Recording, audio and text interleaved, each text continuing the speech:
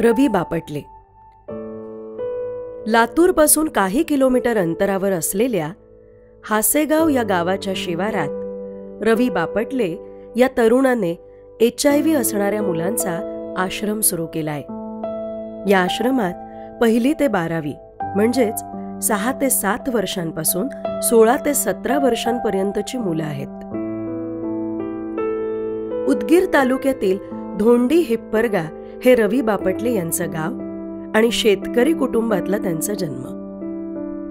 शालेय आयुष्यातच सैन्यात जाऊन देशसेवा करण्याचं स्वप्न त्यांनी पाहिलं. BA झाल्यावर सैन्य भरतीसाठी निवड झाली नाही म्हणून ते पत्रकारितेकडे वळले. त्याचवेळी लातूर शहरामध्ये त्यांनी स्वच्छतेबाबत जनजागरण मोहीम सुरू केली. आपण या कामाकडे कसं पाहतो हे सांगताना रवी बापटले म्हणतात, समोर जीवन असताना ते पाहून जगणं आणि समोर मृत्यू असताना ते पाहून जगणं यात खूप फरक आहे. सरकारी अनुदान नसताना देखील समाजाकडून मिळणाऱ्या मदतीवर या आश्रमाचं कार्य चालतं. कोणी जमीन दान देतं तर कोणी पालकत्व स्वीकारतात. रवी बापटले यांचं समर्पण हीच खरी या प्रकल्पाची प्रेरणा आहे.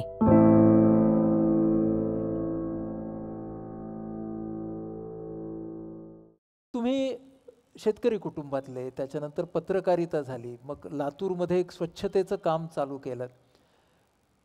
हा जो तुमच्या जीवनातला टर्निंग पॉइंट आला की या अशा लेकरांच्यासाठी आपण काहीतरी करावं असं तुम्हाला वाटायला लागलं, त्या टप्प्यापासून आपण सुरुवात करूया. काय झालं असं आणि तुमचं जीवनच बदलून गेलं? अपघाती मी या विषयाकडे आलो. एक मूल वारलं आणि त्या मुलाची HIV वारलेलं तो मूल होतं. तिचे आईवडील अगोदरच वारले होते. तिची अंत्यविधी करण्यासाठी कोणी पुढं येत नव्हतं. तो प्रसंग आम्हाला कळाला आणि ज्यावेळेस त्या प्रसंगासाठी आम्ही पुढं गेलो आणि ज्यावेळेस ती जवळ जाऊन आम्ही ज्यावेळेस त्या मुलाला बाजूला म्हणजे उचललं आम्ही, तर त्यावेळेस अक्षरशः जो जमिनीला लागलेला भाग होता तो पूर्ण किड्यांनी खाल्ला होता. ते दृश्य पाहिलं, खूप वाईट मला त्यावेळेस त्या क्षणाला वाटलं. त्या मुलाचा आम्ही अंतिम संस्कार केला आणि त्या क्षणाला विचार केला की या लेकरांसाठी आपण आयुष्यभर काम करायचं. पुढे काय झालं? पहिल्यांदा मी लातूरला आलो आणि जे नोकऱ्या मी 2 नोकऱ्या करायचो, दोन्हीचाही पगार मला मिळायचा आणि ते दोन्ही नोकऱ्याचा राजीनामा द्यायचा मी ठरवलं. राजीनामा दिला आणि घरच्यांना सांगितलं की हे काम मला करायचं. घरातनं थोडा विरोध झाला सुरुवातीला. तो विरोध मग यासाठी मला जागा हवी होती. माझे मित्र शांतेश्वर मुक्ता, त्याचे आजोबा मनमतप्पा मुक्ता, त्यांनी मला लातूरपासून एक 10-12 किलोमीटर अंतरावरती हाशेगाव आहे, त्या ठिकाणी त्यांनी 6.5 एकर जमीन मला हाशेगावला दान मिळाली. माळ रानावरती डिजिटल बॅनरची झोपडी आणि तिथं माझं सेवालयाची सुरुवात झाली. मला सांगा की पहिलं मूल हे कुठून आलं?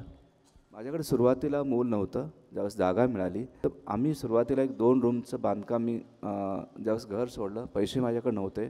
मी सगळ्या कॉलेजेसमध्ये शाळेमध्ये गेलो आणि सगळ्यात मोठा देणगीदार कोण असेल तर माझा कॉलेजचा विद्यार्थी आहे. मी सगळ्या कॉलेजमध्ये जायचो, HIV त्यांना मुलांना बोलायचो आणि त्यातनं खाऊतले पैसे मी जमा करायचो. आणि हे मी सांगत सगळ्या लातूर शहरातल्या शाळा कॉलेजमध्ये गेलो. मला 1,40,000 रुपये हे विद्यार्थ्यांनी खाऊतले पैसे दिले आणि मी त्यांना सांगायचं, तुमचा हे मी खाऊतला पैसे घेतले, ह्या मुलांसाठी घेतलेत आणि 1 रुपया 2 रुपये तुम्ही देत आहात, तो 1 रुपया. आपली संस्कृती असं सांगते की तुम्ही दिलेली मदत विसरायची, पण मी त्यांना असं सांगायचं, तुम्ही हे पैसे दिलेले विसरायचे नाहीत, कारण तुम्ही HIV मुलाला दिलेले पैसे आहेत.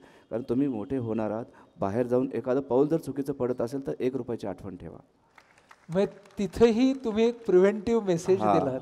ज्यावेळेस ते पैसे आम्ही विद्यार्थ्यांकडे जमा केले आणि त्याचं स्लॅबपर्यंतचं बांधकाम झालं होतं. रात्रीतनं 70-80 लोक आले आणि ते पूर्ण बांधलेलं बांधकाम लोकांनी पूर्ण जमीनदोस्त केले. का बरं?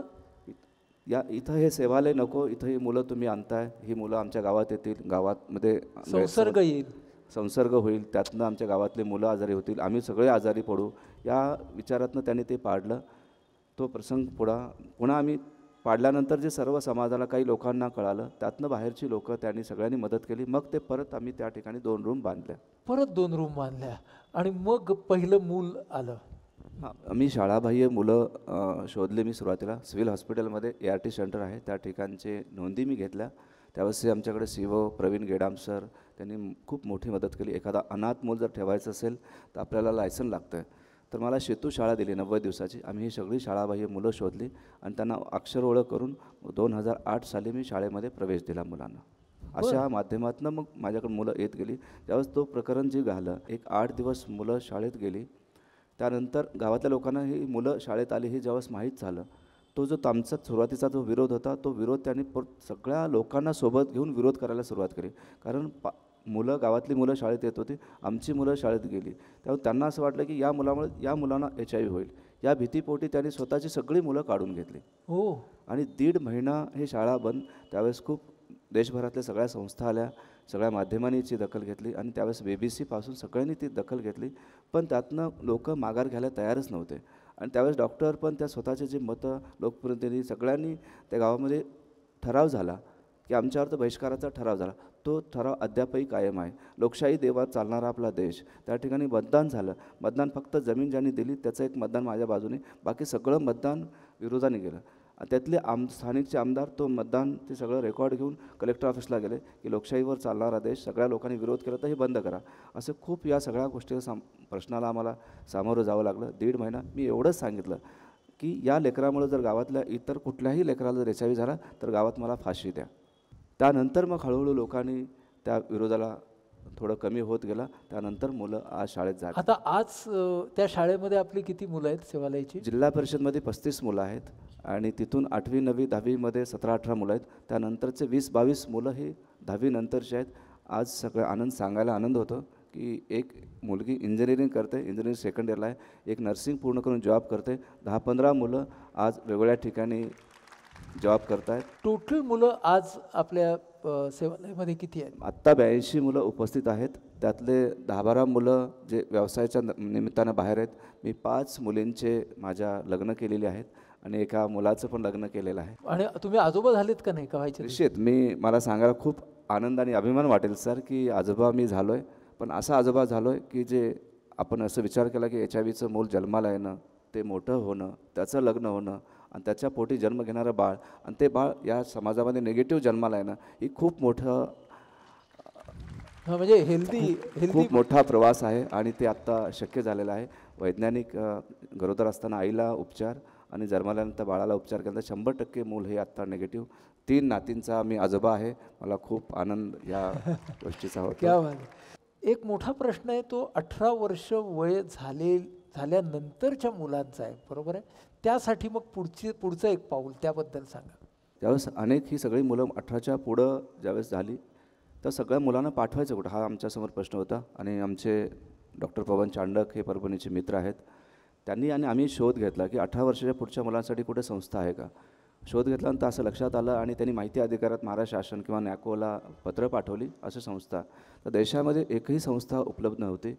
मग आपल्या मुलांना 18च्या पुढं पाठवणार हा प्रश्न ज्यावेळेस निर्माण झाला. त्यातनंच आपण छोटंसं काम करायचं म्हणून आम्ही एक पुनर्वसन प्रकल्प सेवालयाच्या बाजूला थोडीशी जागा घेतली आणि तिथं तो प्रोजेक्ट आम्ही सुरू केला की 18 वर्षाच्या पुढच्या मुलांसाठी की HIVचा आम्ही ते हॅपी इंडियन विलेज हे प्रकल्प तिथं सुरू केलं. आज सगळी मोठी मुलं त्या ठिकाणी तिथं राहत आहेत. असाही त्यांना कुठले व्यवसाय आपण तिकडे शिकवतो? तिथं आत्ता मुलं गणपती तयार करणं आणि मुली पिशव्या तयार करणं, राख्या तयार करणं, शेतीचे वेगवेगळे प्रयोग आम्ही त्या ठिकाणी करतो. ह्या सगळ्या प्रवासामध्ये वेगवेगळ्या तऱ्हेनं शेतीचे प्रयोग तुम्ही केलेत, तुम्ही फळबागासुद्धा केल्यात, पण तो विरोध तर राहिलाच बघा.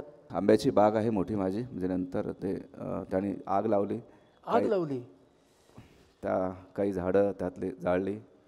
पण अशा वेळी तुम्हाला खूप असं त्रागा, फ्रस्ट्रेशन असं नाही का आलं? हे आपण करतोय चांगल्यासाठी करतोय आणि लोकांना समजत नाही आहे, लोक आपल्याला इतका त्रास देत आहेत जाणून बुजून. सुरुवातीला वाटायचं सर मला, आणि मला त्रास पण व्हायचा आणि मी आक्रमक पण खूप होतो. म्हणजे मी कराटे वगैरे केलेले आहेत आणि पत्रकारितेत निश्चितच मी आक्रमक होतो. आणि पण हळूहळू मी माझ्या स्वतःमध्ये खूप बदल करून घेतला की विरोध हे वाढत जाणार, संघर्षानेही संघर्ष वाढत जाणार.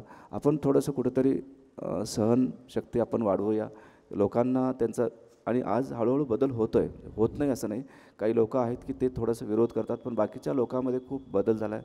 तसा लोकांशी मी अप्रोच ठेवलेला आहे आणि ते हळूहळू बदल आत्ता माझ्यात ज्यांनी सेवालय पाडलं त्यातली सगळी महिला 3 महिला स्वयंपाकाला आहेत माझ्याकडे, ते सगळे पाडलेल्या म्हणजे पुरुषांची महिला आमच्याकडे आता स्वयंपाक करतात.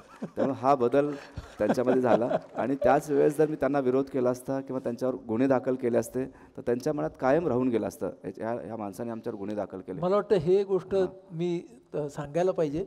जेवढा म्हणून त्रास झाला त्याच्यामध्ये रवीजींनी त्यांच्या बाजूने एकही तक्रार दाखल केली नाही. पुढचे बेत सेवालयाचे काय आहेत? आत्ता ही मुलं मोठी होत चालले, जसं आता आपण जे थीम शून्यापासून शिखरापर्यंत, तर माझा उलटा प्रवास असेल सर, की या समाजातले HIV शिखर गाठलेलं आहे HIV संख्येने, ते शून्यापर्यंत आणायचं. आणि या समाजामध्ये जे शिखर मुलांचं 27,000 मुलं या महाराष्ट्रामध्ये आहेत. 27,000 मुलं 0 ते 18 वयोगटात, ही शासकीय आकडेवारी आहे. बरं, तर ते शून्यपर्यंत कसं येईल हे पाहणं, आणि सेवालय जे शिखरावर आत्ता आपण सगळ्यांच्या समोर आहे, सेवालय पण शून्यापर्यंत घेऊन जाणं, असा हा प्रवास. 27,000 0 ते 18 वयोगटातली मुलं ते कुठं असतील, काय खात असतील, कुठं राहत असतील, त्यांना आजही कुठंही समाज ॲक्सेप्ट करत नाही. कशा किडे मुंगेल ती मुलं. आणि आपण जरी म्हणालो प्रबोधन झालंय तरी या अंधश्रद्धा आणि गैरसमजुती आहेतच. नाही, प्रचंड आहेत. म्हणजे आज तुम्ही हुबळीला एक म्हणजे 2-4 दिवसाखाली एक वर्तमानपत्रात बातमी आली की एका महिलेने HIV होता म्हणून तिनं त्या तळ्यामध्ये आत्महत्या करण्याचा प्रयत्न केला आणि 36 एकरातलं तिने त्या तळ्यामध्ये उडी घेतली, आत्महत्या केली. त्यातलं जे पाणी नंतर तिथल्या गावकऱ्यांनी ते पाण्यासाठी ते पाणी काढायला सांगितलं, प्रशासनाने ते पाणी काढलं. 36 एकरातलं लाखो अब्ज कोटी लिटर पाणी काढून टाकण्यात आलं. आजही म्हणजे आपण किती जरी याच्याविषयी गैरसमज दूर झाले असं म्हणत असताना हे आजही असं घडतं आहे. तुम्ही आत्ता जे म्हणालात तुमच्यामध्ये खूप बदल होत गेले, ते या मुलांना बघून काय बदल होत गेले तुमच्यात? नाही, माझा संघर्ष म्हणजे मला काही लोक त्रास देत आहेत किंवा कुठं तर जाळपोळ केली, 1-2 मारहाण केलं, यापेक्षा या लेकरांचं खूप मोठा संघर्ष आहे. माझा संघर्ष काहीच नाही आहे. कारण पूर्ण जगण्याचं म्हणजे सकाळी उठल्यापासून संध्याकाळपर्यंतचं जे जगण्याच्यासाठी हेच संघर्ष जे मुलं करत आहेत. आज मुठभर गोळ्या या मुलांना रोज खावं लागतं. ते गोळ्या खाल्ल्याशिवाय यांचं आयुष्य पुढं जात नाही. मग ह्याच्यापेक्षा माझा संघर्ष काहीच नाही. आणि ज्यावेळेस ही मुलं ज्यावेळेस रुग्णालयामध्ये असतात, ॲडमिट असतात, ज्यावेळेस उपचार घेत असतात, त्यांना त्यावेळेस ते समोर मृत्यू दिसतो. असं असतानासुद्धा त्या मृत्यूशी लढाई करणं आणि ते लढून आज परत सेवालयात येणं, ही जी प्रक्रिया आहे, ही जी धाडस आहे त्या मुलामध्ये, मला संघर्ष काहीच नाही. माझ्यापेक्षा कितीतरी पट या मुलांचा संघर्ष आहे.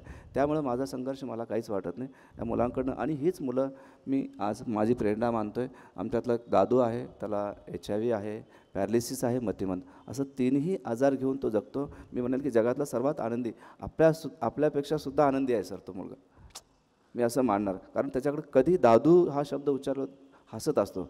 म्हणजे इतका आनंदी तो, आमच्या सर्वांसाठीच तो प्रेरणा आहे. पण त्याला साधं पाणीसुद्धा घेता येत नाही. ज्यावेळेस 4-5 गोळ्या घ्यायच्या असतात, तो गोळी जिभेवरती ठेवतो आणि एका बोटाने आतमध्ये ढकलतो. ही कसरत मला वाटतं जगामध्ये कोणाला नाही. असं असतानासुद्धा तो सर्वात आनंदी मुलगा आहे. या सगळ्या प्रवासात तुमची जीवनशैली कशी बदलली? मी आत्ता सांगितल्याप्रमाणे मी म्हणजे प्राध्यापक होतो, पत्रकारिता खूप ड्रेस होते, खूप छान मी राहायचो. ज्यावेळेस मी सेवालय सुरू करायचं ठरवलं त्यावेळेस आत्ता आपण म्हटल्याप्रमाणे म्हणजे डिजिटल बॅनरच्या झोपडीत मी ज्यावेळेस सुरुवात केली, तिथं लाईट नव्हती, काहीच व्यवस्था नव्हती. त्यावेळेस मी त्या गावामध्ये एक पांढरा कपडा आणि पांढरा गमच्यावर शरीरावर टाकून हे मी सगळं तिथं काम करायचो. पण झालं असं की मी सांगायला हरकत नाही, पुण्यामध्ये एक कार्यक्रमानिमित्त आलो आणि सकाळी मी रोज फिरतो. सकाळी फिरताना एक वृद्ध माणूस समोर आला आणि तो माझ्या पाया पडला. अहो बाबा, मी म्हटलं बाबा मी काही महाराज नाही आहे. असं नाही म्हणले, असंच महाराज असंच म्हणत असतात, म्हणून तो माझ्या पाया पडला. मला सर्वात वाईट वाटलं त्यावेळेस त्या क्षणाला की हे महाराजच्या दिशेनं आपण लोक हे जे गृहीत धरतात हे आपल्यासाठी ही चुकीचं आहे. मी त्या क्षणाला ठरवलं की हे कपडे मी बंद करायचे. मग ते लुंगी जे घालायचं मी, पांढरा कपडा गमच्या ते मी बंद केलं आणि गांधी सेवाग्रामला जाऊन मग हे जे कपडे मी घातले, त्या दिवसापासून याच कपड्यावरती मी राहतो. वा, क्या बात आहे. मी आता या मुलांच्याकडे थोडासा येतो. सुरुवात करतो मी अर्जुनपासून ना. अर्जुन, तू कुठं आता शिक्षण घेतोय जरा मला सांग. आत्ता मी सध्या 12वीमध्ये आहे. 12वी आर्ट्सला दयानंद कॉलेजमध्ये. तू सेवालयमध्ये कधी आलास? सेवालयामध्ये 9 वर्षापासून 3रीला आलो. 3रीला असताना आलास. हा. तू रवी सरांना आणि रवी सर तुला कसे सापडले? म्हणजे माझे नातेवाईक सेवालयाशी जुळलेले होते, तर ते सेवालयामध्ये काम करत होते सेवक म्हणून. मग त्यांनी घेऊन आले मला सेवालयामध्ये. पुढं जाऊन तुला कोण व्हायचं आहे? लहानपणी प्राध्यापक व्हायचं होतं, पण हळूहळू जसं जसं मोठं होत गेलो तसं सरांना वाटलं की बा तुझ्यात काहीतरी कला आहे. तेव्हापासून ठरवले की आपल्यात एक चांगली कला आहे. मग मी पुढे जाऊन ठरवले की आपण एक चांगला ॲक्टर व्हायचा. क्या बात आहे. रवीजी, तुमच्या ऑर्केस्ट्रा आणि वाद्यवृंदाबद्दल जरा सांगा. मुलं असेच, मुलामध्ये खूप कलागुण आहेत. आणि ज्यावेळेस डान्स मुलांना शिकवायला सुरुवात केली, स्नेहा नावाची एक मुलगी ती सेवालयात आली, तिनं ते शिकवायला सुरुवात केली. सुरुवातीला 1-2 गाणे मुलांचे तयार झाले. एक स्पर्धेमध्ये आम्ही उतरलो, त्यावेळेस खूप छान मुलांनी डान्स केला.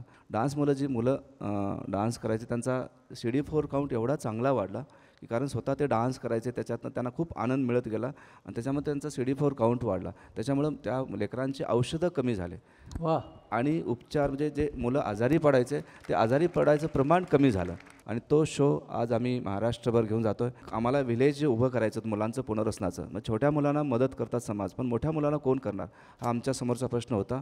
आणि परत तुम्हाला जागा घेण्यासाठी कोण पैसे देणार, तर आम्हाला जागा आवश्यक होती. तर मुलांच्या शोमधून मला अभिमान वाटतो की ज्या मुलांसाठी मी काम केलं, लाभार्थी, आपण त्यांना लाभार्थी म्हणतो, लाभार्थ्यांनी उभं केलं.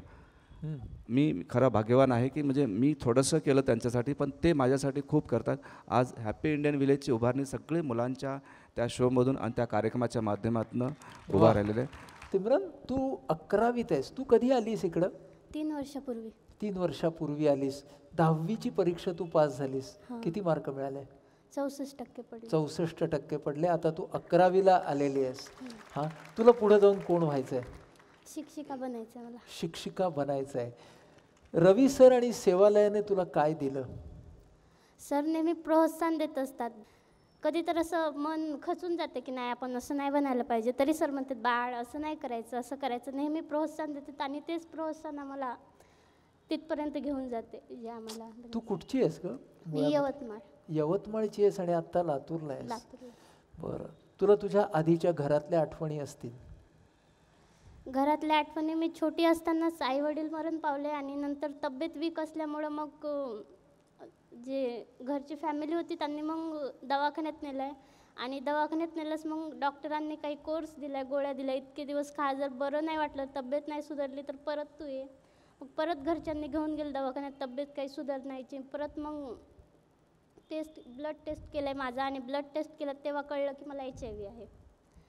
HIV आहे कळल्यास मग घरची जरा वागणूक वेगळी होती. मग वेगळी असल्यामुळं मग मी ठरवलं की आपल्याला इथं राहायचं नाही. आता थोडं कळायचं मला, मग इथं राहायचं नाही, मग करायचं काय, आपण कुठं जायचं, हा सर्वात मोठा प्रश्न होता. मग बालकल्याण समिती, यवतमाळला अशी एकही संस्था नाही. मग बालकल्याण समितीतर्फे माहिती मिळाली. मग घरच्यांनी तिथून सेवाले लातूरची माहिती सांगितली आणि तिथून मी 3 वर्षापूर्वी इथं आले.